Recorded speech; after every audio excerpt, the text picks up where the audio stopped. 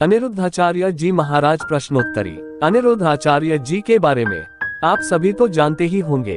वह बहुत ही अच्छे कथावाचक है और उनकी कथा सुनकर लोगों के जीवन में बहुत ही बड़ा बदलाव आ जाता है। वह न केवल कथा सुनाते हैं बल्कि वह जीवन जीने का तरीका भी सिखाते हैं। अनिरुद्धाचार्य जी यूट्यूब पर लाइव जुड़कर लोगों द्वारा पूछे गए प्रश्नों के उत्तर देते हैं और लोगों की समस्या को दूर करने का प्रयास करते हैं। लोगों द्वारा ही पूछे गए कुछ प्रश्नों के उत्तर इस लेख में आपको मिलेंगे। हो सकता है कि आपके द्वारा पूछा गया प्रश्न का भी हल इसमें मिल जाए। तो आइए जानते हैं अनिरुद्धाचार्य द्वारा दिए गए जवाबों को। अनिरुद्धाचार्य जी महाराज आध्यात्मिक चर्चा। प्रश्न, धर्म के 4 स्तंभ कौन से हैं? उत्तर, धर्म के 4 स्तंभ है सत्य, दया, दान, तप। धर्म के 4 स्तंभ होते हैं। अनिरुद्धाचार्य जी महाराज बताते हैं कि जब सत्य को त्याग कर इंसान झूठ बोलने लगता है और दया को त्याग कर मांस मदिरा आदि का सेवन करने लगता है, और जब वह दान नहीं करता और जब तप इंसान में नहीं रह जाता है, तब का अर्थ है किसी चीज के प्रति त्याग करना या फिर किसी भी चीज में मन न लगना। जैसे कि आजकल व्यक्ति बहुत ही ज्यादा अकर्मण्य हो चुका है। अकर्मण्यता के कारण मैं कोई भी काम करना नहीं चाहता। हमारे देश में ज्यादातर ऐसे लोग हैं जो कि बेरोजगार नहीं है बल्कि वह खुद से ही काम ही करना नहीं चाहते हैं। ज्यादातर युवा ऐसे हैं जिनका ज्यादातर समय या तो फोन देखने में या फिर क्रिकेट देखने में बीत जाता है, और वह अपने समय को ऐसे ही गवा देते हैं। जिस समय को वह अपने जीवन को सुधारने में लगा सकते थे, उस समय को वह बेकार के काम में लगा देते हैं। आज का युवा तपना जानता ही नहीं। जिस प्रकार सोना आग में तपता है, उसी प्रकार व्यक्ति को सफल होने के लिए तपना पड़ता है। अनिरुद्धाचार्य जी महाराज बताते हैं कि आज का संसार केवल दान के दम पर ही टिका हुआ है। बाकी की जो 3 चीजें हैं, सत्य, दया और तप, ये तो कुछ भी गिने चुने व्यक्तियों में ही रह गई है। यदि वह कुछ लोग जो दान करते हैं वह दान करना छोड़ दे तो संसार की नींव हिल जाएगी। प्रश्न, उपवास का अर्थ क्या है? उत्तर, अनिरुद्धाचार्य जी महाराज बताते हैं कि ईश्वर के करीब रहने का अर्थ ही उपवास है। लेकिन हो सकता है कि वही ईश्वर के करीब जा सके या खुद को ईश्वर के करीब महसूस कर सके। प्रश्न, ज्यादा पूजा करने वाले लोग दुखी क्यों होते हैं? उत्तर, अनिरुद्धाचार्य जी महाराज ने इस प्रश्न का उत्तर देते हुए कहा कि ज्यादा पूजा पाठ करने वाले लोग दुखी इसलिए रहते हैं क्योंकि वो जो इस समय भोग रहे हैं यह उनके पूर्व जन्म का कर्म है, और जो व्यक्ति पूजा पाठ कर रहे हैं उसका फल उन्हें आने वाले समय में मिलेगा। जो पहले किया था उसका परिणाम अब मिला है, और जो अब कर रहे हैं उसका परिणाम आने वाले समय में मिलेगा। तुम निराश ना हो। यदि अब पूजा पाठ कर रहे हैं और आपको फिर भी तकलीफ होती है तो आप यह ना सोचे कि आप पूजा पाठ कर रहे हैं फिर भी आप तकलीफ में हैं तो ये भगवान आपके साथ गलत कर रहे हैं। ये जो हो रहा है यह आपका एक तरह का एग्जाम है। एग्जाम में किस तरह से होता है? जब आप एग्जाम देते हैं और एग्जाम में उत्तर लिखते हैं तो वहाँ पर आपको कोई देखने वाला नहीं होता कि आपने उत्तर सही लिखा है या गलत लिखा है। उसका परिणाम तो तब आएगा जब आपकी कॉपी चेक होगी। उसी प्रकार जो अभी आपके साथ हो रहा है वह आपका एग्जाम है, और जब उसका रिजल्ट आएगा तो आपको बहुत खुशी होगी। इसीलिए घबराए नहीं। जो भी आप पूजा पाठ कर रहे हैं वह करते रहे। ये ना सोचे कि आपके पूजा पाठ करने के कारण आपको तकलीफ मिल रही है। एग्जाम में जो भी कुछ आप लिख कर आते हैं, अगर उसका उत्तर सही होता है तो उसका नंबर आपको जरूर मिलता है। उसी प्रकार इस एग्जाम में जो भी आप सही करेंगे उसका रिजल्ट आपको अच्छा ही मिलेगा। प्रश्न, क्या महिला व्यास गद्दी पर बैठ सकती है? उत्तर, इस प्रश्न का उत्तर देते हुए अनिरुद्धाचार्य जी महाराज जी ने बताया कि व्यास गद्दी पर वही बैठ सकता है जो ब्राह्मण हो और पुरुष हो, क्योंकि हमारे शास्त्रों में हर चीज की कुछ मर्यादा बताई गई है, और यह मर्यादा शास्त्रों में ही बताई गई है कि व्यास गद्दी पर ब्राह्मण ही बैठ सकते हैं, और वह ब्राह्मण जो पुरुष हो। महिला व्यास गद्दी पर नहीं बैठ सकती क्योंकि वह हर समय शुद्ध नहीं होती। श्रीमद् भागवत कथा 7 दिन की होती है। यदि कोई महिला व्यास गद्दी पर बैठती है और 7 दिन के बीच में यदि उन्हें मासिक धर्म शुरू हो जाता है तो यह अच्छा नहीं माना जाता। मासिक धर्म में भी हमारे यहाँ कुछ नियम बताई गई हैं। ये नियम स्त्रियों को नीचा दिखाने के लिए नहीं बनाया गया है, बल्कि नियम बनाए गए हैं ताकि उन दिनों की समस्याओं में महिला को आराम मिल सके। प्रश्न, गुरु मंत्र पुरुष से लेना चाहिए या स्त्री से? उत्तर, पुरुष से लेना चाहिए। प्रश्न, घर में कितने शालिग्राम भगवान रखने चाहिए? उत्तर, अनिरुद्ध आचार्य जी महाराज के अनुसार घर में सम संख्या में शालिग्राम भगवान होने चाहिए, जैसे कि 2, 4, 6, 8, 10। प्रश्न, राधा रानी और रुक्मणी जी में क्या अंतर है? उत्तर, अनिरुद्ध आचार्य जी से जब ये सवाल पूछा गया कि राधा रानी और रुक्मणी जी में क्या अंतर है, तो उन्होंने बताया कि रुक्मणी लक्ष्मी जी के अवतार हैं। जब जब भगवान श्रीमन नारायण धरती पर अवतार लेते हैं तो उनके साथ लक्ष्मी जी अवतार लेती हैं। परंतु जो महालक्ष्मी है वह किसी भी युग में भगवान के साथ उनकी लीलाओं में अवतार नहीं देती, लेकिन द्वापर युग में भगवान के आग्रह पर महालक्ष्मी जी ने श्री राधा रानी के रूप में अवतार लिया।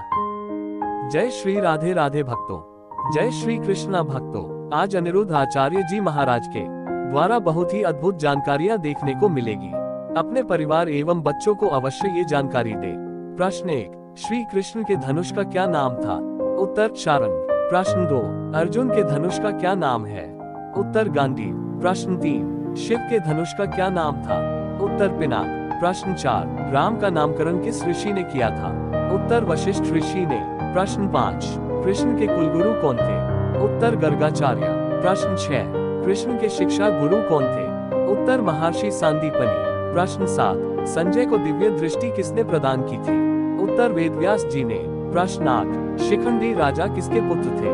उत्तर, द्रुपद। प्रश्न 9, अर्जुन को गांडीव धनुष किसने दिया था? उत्तर, वरुण जी ने।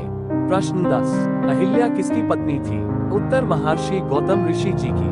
प्रश्न 11, वेदव्यास के पिता का क्या नाम था? उत्तर, पराशर जी। प्रश्न 12, पांडवों के राज पुरोहित कौन थे? उत्तर, धौम्य जी। प्रश्न 13, बुडाकेश किसका नाम था? उत्तर, अर्जुन का। प्रश्न 14, महाभारत में ऋषि किंडम ने किसे श्राप दिया था? उत्तर, पांडु को। प्रश्न 15, महाभारत में गृहस्थ आश्रम का वर्णन किससे किया था? उत्तर, शिव जी ने पार्वती से किया था। प्रश्न 16, महाभारत में कितने श्लोक हैं? उत्तर, 1,00,000 प्रश्न 17, शुक्रदेव किसके पुत्र थे? उत्तर, वेदव्यास जी के। प्रश्न 18, शुकदेव की पत्नी का क्या नाम था? उत्तर, पीवरी। प्रश्न 19, शुकदेव की माता का नाम क्या था? उत्तर, वाटिका जी था। प्रश्न 20, बलराम के पिता का क्या नाम था? उत्तर, वासुदेव जी। प्रश्न 21, अहिल्या को किसने श्राप दिया था? उत्तर, महर्षि गौतम जी ने। प्रश्न 22, देवताओं के सेनापति कौन थे? उत्तर, कार्तिकेय जी। प्रश्न 23, असुरों के गुरु कौन थे?